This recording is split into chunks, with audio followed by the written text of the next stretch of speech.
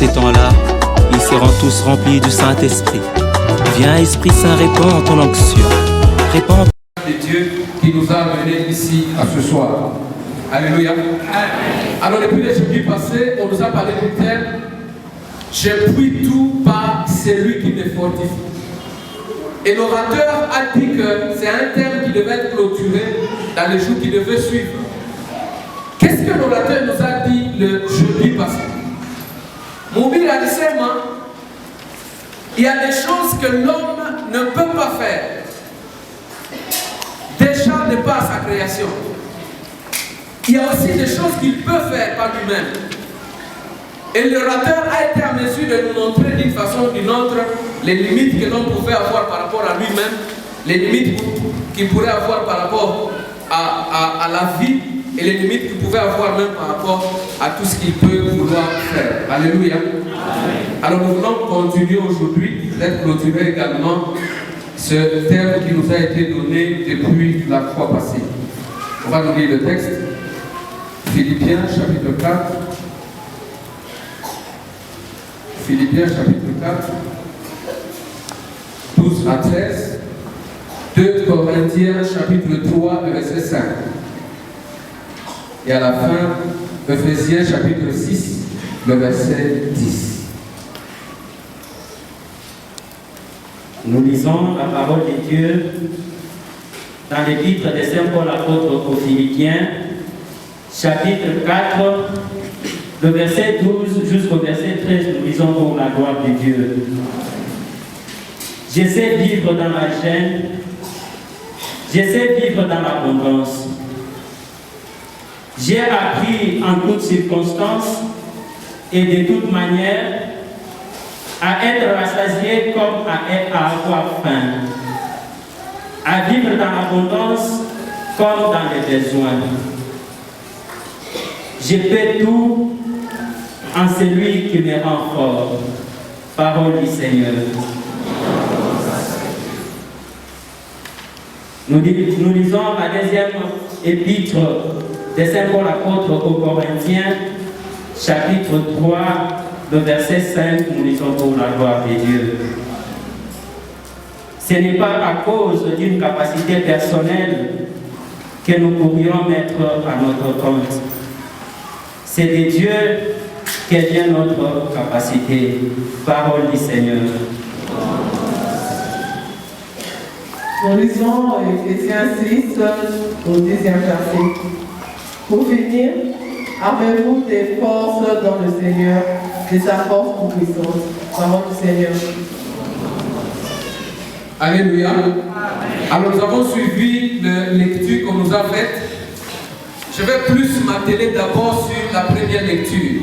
Qui nous parle dans la première lecture? C'est l'apôtre Paul. L'apôtre Paul, comme nous le savons, avant il n'était pas Paul, avant il était Saul. Mais un jour il a rencontré le Seigneur sur le chemin de Damas et c'est de là que son nom a changé. Il est passé de Saul en Paul.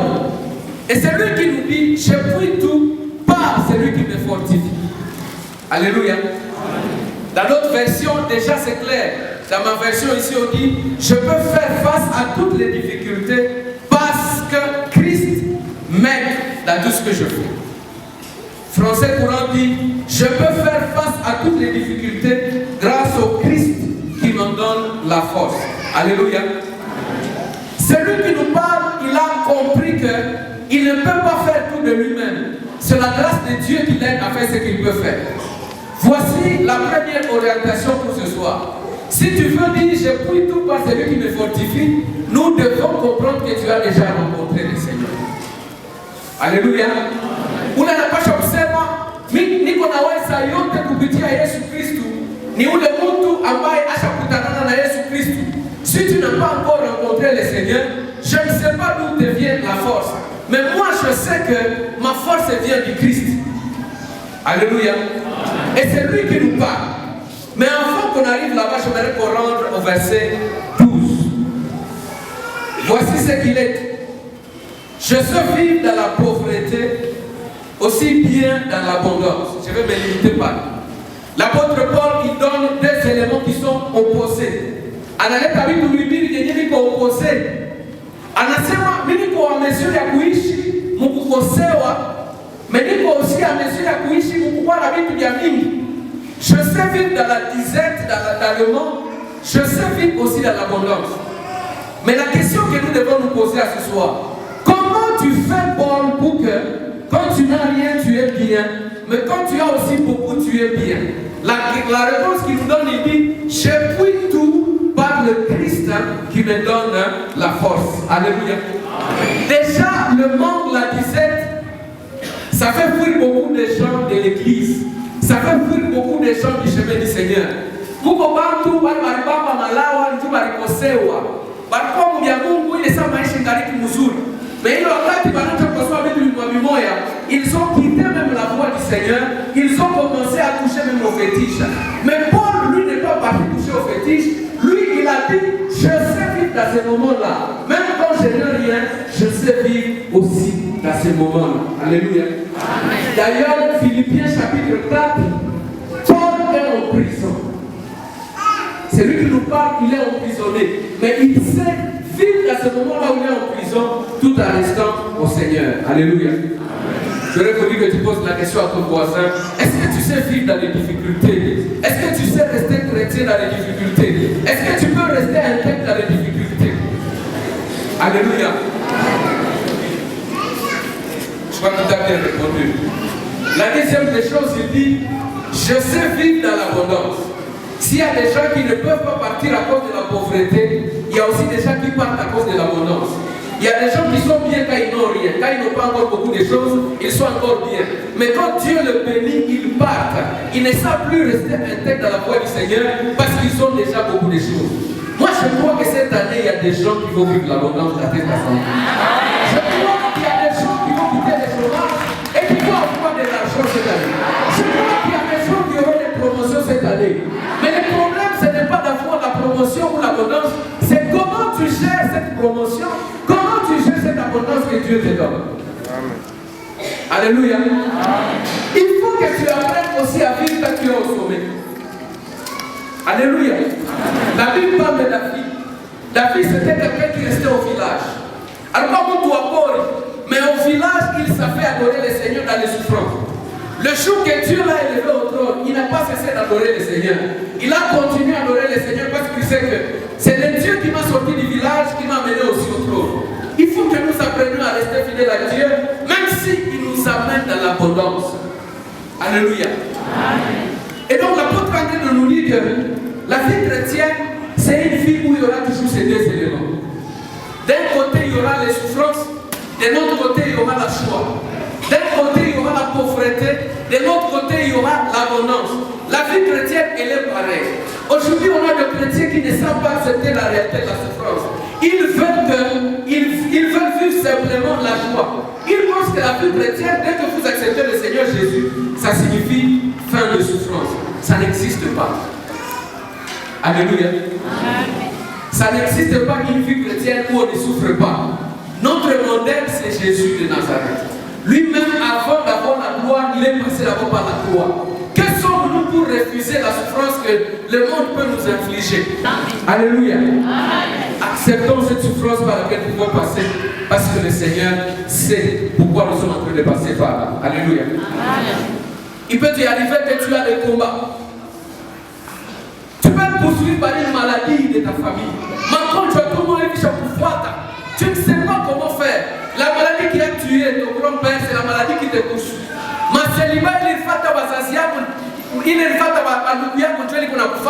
C'est possible que tu sois poursuivi par toutes ces choses. Mais comment tu fais pour vivre dans ces situations-là? Alléluia. La Bible parle de David. Aujourd'hui, je vais beaucoup parler de David. David, un jour, il est poursuivi par Saül. Je suis dans le psaume chapitre 11. Il est poursuivi par Saül. Saül voulait les tuer. Les gens viennent dire à David, non, fuis dans les arbres. Là, il ne va pas te voir. Là, il ne va pas te trouver. David dit, non, comment moi, un homme, je peux fuir dans les arbres comme si j'étais un oiseau? Il dit, je ne peux pas fuir dans les arbres. C'est l'Éternel qui est mon refuge. Je veux me cacher en lui, mais on ne va pas m'atteindre. Alléluia. Paul a déjà compris cette réalité. Et c'est cette réalité aussi que David avait déjà compris. Je peux faire face à mes adversaires grâce à Jésus-Christ de Nazareth qui m'aide et qui va marcher avec moi. Alléluia. Mais vous savez, il nous arrive nous tous de passer par des moments difficiles. Inatufikianga shipote tuishi magumu. Inatufikianga shipote tutesu. Et chacun de nous, il cherche toujours les côtés les plus forts. Quand on n'a pas ta magumu, anatafuta peut-être t'appuyer pour que magumu iishe. Il y a des gens, par exemple, quand ils ont un problème au tribunal, ils se disent, bon, je peux appeler qui est la personne qui peut peser là-bas pour qu'on me libère de cette situation. Il y a des gens qui comptent sur leurs relations, il y a des gens qui comptent sur leurs parents, il y a des gens qui comptent sur leur argent, il y a des gens qui comptent sur tout ce qu'ils ont. Chacun se débrouille de sa manière. Mais il y a aussi des gens qui n'ont personne. Il y a aussi des gens qui n'ont que Dieu. Il y a des gens qui savent que même l'oncle là, il peut oublier ma situation. Même le papa là, il peut oublier mon cas. Mais si je me mets à genoux, Dieu ne peut pas oublier ma situation. Si je me mets à genoux, le Seigneur parlera pour moi et je vais sortir de cette situation. C'est ce que David a eu à faire également le jour qu'il a eu à se battre avec Goliath. Ce texte que nous connaissons très bien, 1 Samuel chapitre 17. La Bible déclare ce jour-là que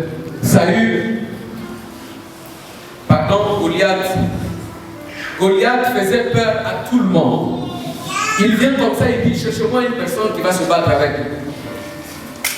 Et tout le peuple d'Israël avait peur. Qui peut se battre avec ce vaillant? Qui peut se battre avec cette personne qui est déjà expérimentée? Quand on essaie de voir son parcours, on se dit, non, on ne peut rien faire face à cet homme. Mais ce jour-là, David est venu. Le moment que David vient, Goliath commence à dire, non, vous vous moquez de moi, moi je ne peux pas me battre avec ce petit. Je vais donner son corps aux oiseaux et puis il va mourir. Mais ce jour-là, David avait tellement une assurance qu'il a dit que, non, c'est moi qui va donner ta tête aux oiseaux. Alléluia. Alors David avance, il ramasse 5 pierres et puis il avance vers Goliath. Goliath aussi s'apprête pour avancer vers lui. Il commence à lancer les défis, il dit non, toi tu n'es rien, tu ne vas rien faire. David dit, voici la partie qui m'intéresse, il dit, tu viens auprès de moi avec une épée, avec des flèches, avec des javelots, mais moi je viens avec le nom de l'Éternel que tu as insulté. Moi j'attendais que David dise, je viens avec les 5 pierres que j'ai eu à ramasser. Parce qu'il avait ramassé les 5 pierres, c'était pour justement se battre avec cet homme-là. Mais il change, il dit, je viens avec les noms. La deuxième question que je me suis posée, c'est que, quel est le rapport qu'il y a entre tout ce que Goliath a, la lance, l'épée, et le nom que tu as de brandir? Lui, il te parle des choses physiques avec lesquelles on peut entrer en combat, mais toi, tu lui parles juste des noms. Quel rapport il y a les deux? Et cette question m'a fait comprendre que David a eu la révélation de Philippiens chapitre 2. La Bible déclare qu'il y a quelqu'un qui a reçu le nom au-dessus de tous les noms, au devant duquel tous genou doivent fléchir. David était en train de dire que la lance c'est un nom, l'épée c'est un nom, et moi je vis avec un autre nom. Mais les noms que tu as sont petits par rapport au nom que je t'amène. Je suis en train de t'amener un nom qui est au-dessus de tous les noms que tu peux me prononcer aujourd'hui. Et donc aujourd'hui, quand j'avance vers toi, ce ne sont pas des cailloux qu'il faut te tuer, mais c'est le nom de Jésus qui va te tuer dans cette bataille que nous sommes en train de faire avec toi. Et voilà pourquoi il s'est avancé avec assurance. Parce qu'il savait que ce n'est pas moi, je suis petit dans le corps, mais ce n'est pas moi qui me bats en réalité. C'est le Dieu qui a vaincu le diable à la croix, qui est en train de se battre avec ses vaillants. Écoutez, qui est le plus vaillant entre Jésus et tous les vaillants de ce monde?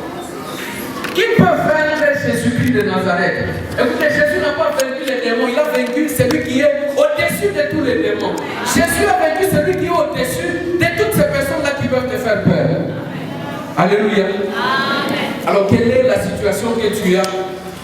Je crois que ça a un nom également. Mais Jésus a reçu le nom qui soit au-dessus de tous les noms. Pendant qu'eux peuvent appeler leurs oncles, moi je te conseille d'appeler le nom qui est au-dessus de tous les noms. Pendant qu'eux ils peuvent compter sur leurs relations, mets-toi à genoux, prie Jésus, parce qu'il va te donner la solution à ton problème.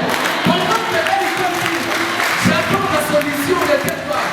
Dis-toi que je ne bouge pas.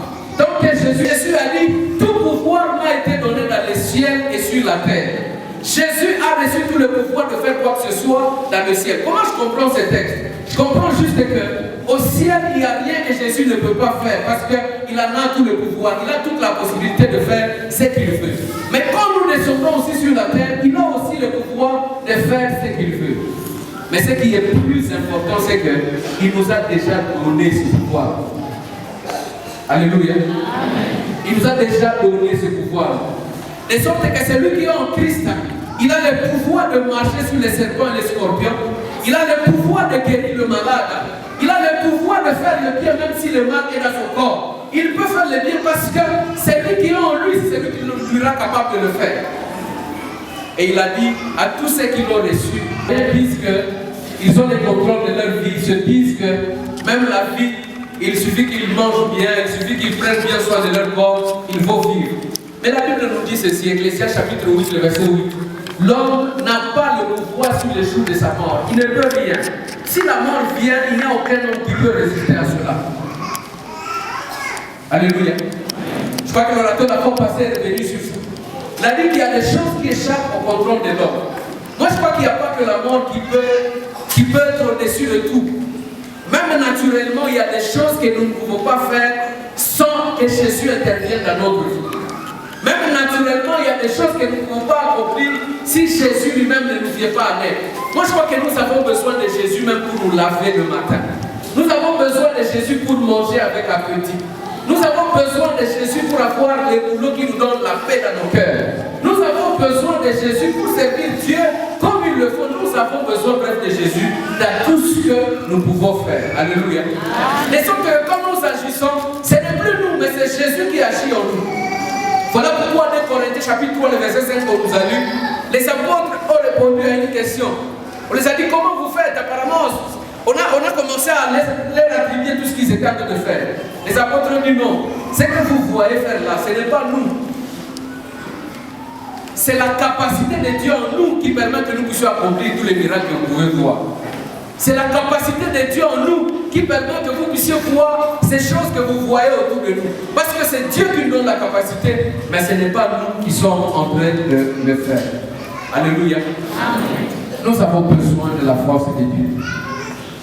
Nous avons besoin que Dieu nous rende forts. L'apôtre Paul dans Ephésiens 6 qu'on a lu dit, fortifiez-vous dans le Seigneur. Nous avons besoin du Seigneur. Nous avons besoin de la force de Dieu pour accomplir beaucoup de choses. Nous avons besoin de la force de Dieu pour affronter même la vie sur cette terre. Vous savez, nous sommes dans les derniers temps. Et la Bible dit que dans les jours derniers, les temps seront difficiles. Nous pouvons déjà remarquer que les temps sont difficiles. Certains pensent que les choses vont s'améliorer. Non, les choses vont s'empirer, je dis mes frères et sœurs. Les choses vont aller de mal en pire. Et il faut une force pour affronter ces choses-là. Là où nous allons, si tu n'es pas chrétien, tu vas fuir les choses de Dieu. Là où nous allons, si tu n'es pas chrétien, tu vas accepter certaines choses juste parce que tu as besoin de manger chez toi. Il arrivera le moment même pour manger, il faut être de l'autre côté. Dieu a déjà dit ça dans la parole de Dieu. Et pendant ce moment-là, nous avons besoin de la force de Dieu pour affronter ces choses-là. Alléluia. Amen. Nous avons besoin de la force de Dieu pour fuir le mal. Il y a des gens qui forcent, ils fournissent beaucoup d'efforts. Comment je vais faire pour abandonner ces péchés? Comment je vais faire pour que finalement je sois libre? Il tombe dans un péché mais il n'est pas à l'aise. Comment je vais faire? Écoutez, tu vas t'épuiser pour rien. Compte sur le Seigneur, Dieu lui-même va te donner la force. Tu ne peux pas de toi-même. Tu vas tomber toujours dans la frustration. Pourquoi? Parce qu'en toi, il y a le mal. Tu es créé dans le péché. Mais il faut que Jésus vienne te renouveler afin que tu sortes de ce mal. Alléluia. Amen. Nous avons besoin de la force de Dieu, même pour servir le Seigneur. Je voudrais parler à mes frères et sœurs qui sont ici. Il est vrai que vous avez suivi les enseignements pendant beaucoup de temps. Et vous comptez servir le Seigneur à cette assemblée. Mais la vie chrétienne, elle n'est pas une vie où on se réveille le matin et tout marche déjà bien. Non. Il y a des réalités que vous allez rencontrer sur votre chemin. Mais il vous faut compter sur Dieu que sur vous-même. Si vous pensez que vous êtes déjà bien, vous n'avez pas besoin de Dieu, vous allez vous étonner que dans quelques jours, vous n'allez plus suivre le Seigneur. On a connu des gens comme vous qui ont suivi le Seigneur dans cette assemblée. Mais après leur effusion, posez-vous la question, est-ce qu'ils ont déjà rencontré le Seigneur? Pourquoi? Parce que tout simplement, ils pensaient que c'était fini. Non. Vous avez besoin de la force de Dieu pour rester sur la voie du Seigneur. Vous avez besoin de la force de Dieu pour garder votre délivrance. Vous avez besoin de la force de Dieu pour ne pas céder aux tentations du monde afin que le Seigneur lui-même vous aide. Retenez bien ce texte, vous pouvez même les écrire. Le deux textes que je vais vous donner ce soir, il y a d'abord Ésaïe 40, 29 à 31. Et je souhaite les lire avec vous.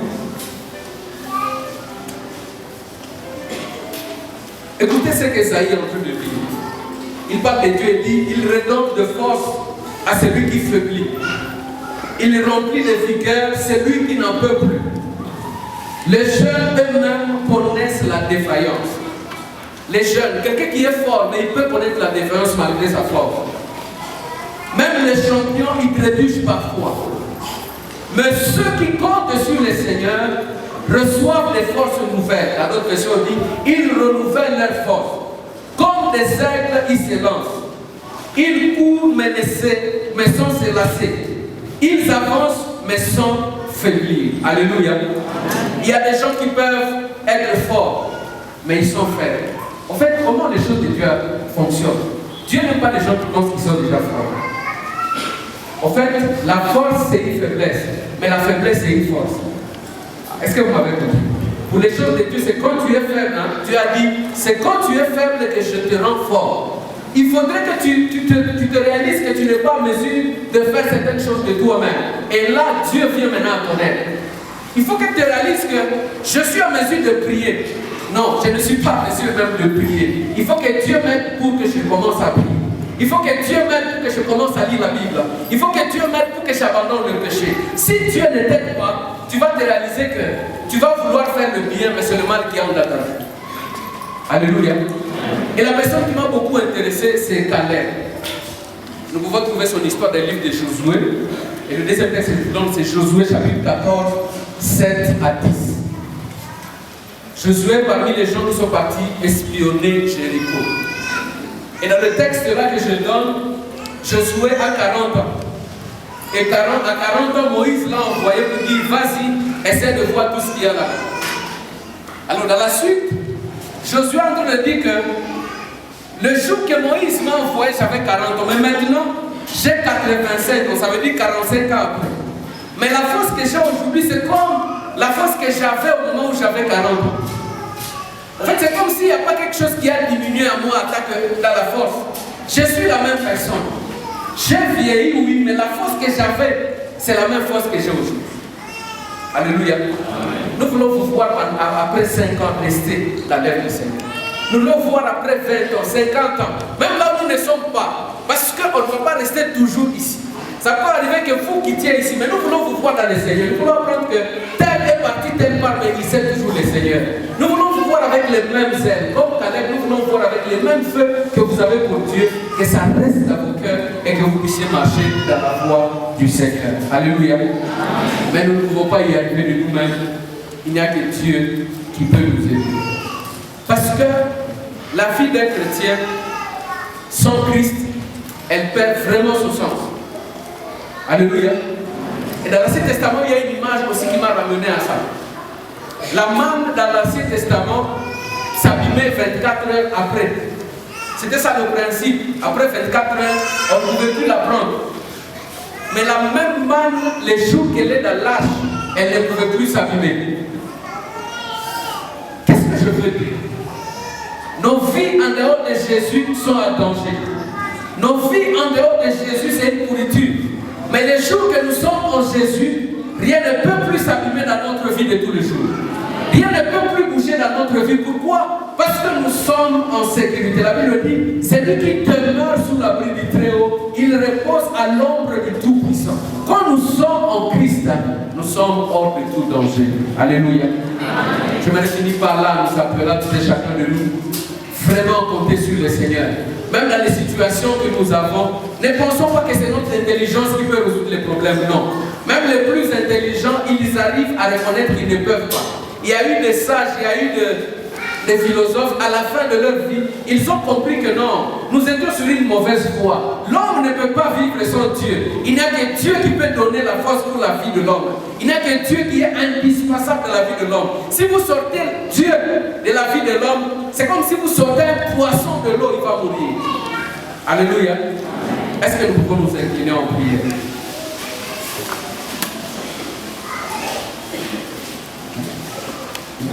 J'aimerais que ce soir, chacun de nous s'offre davantage au Seigneur.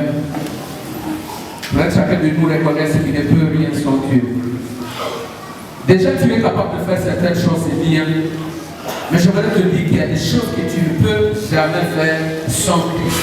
Il faut que Dieu te vienne en aide. Il faut que le Seigneur te soutienne. Nous allons élever nos voix et nous allons prier vers ce Dieu pour lui dire que nous savons que nous ne pouvons pas. Nous ne sommes pas capables de faire tout ce que nous pouvons nous imaginer.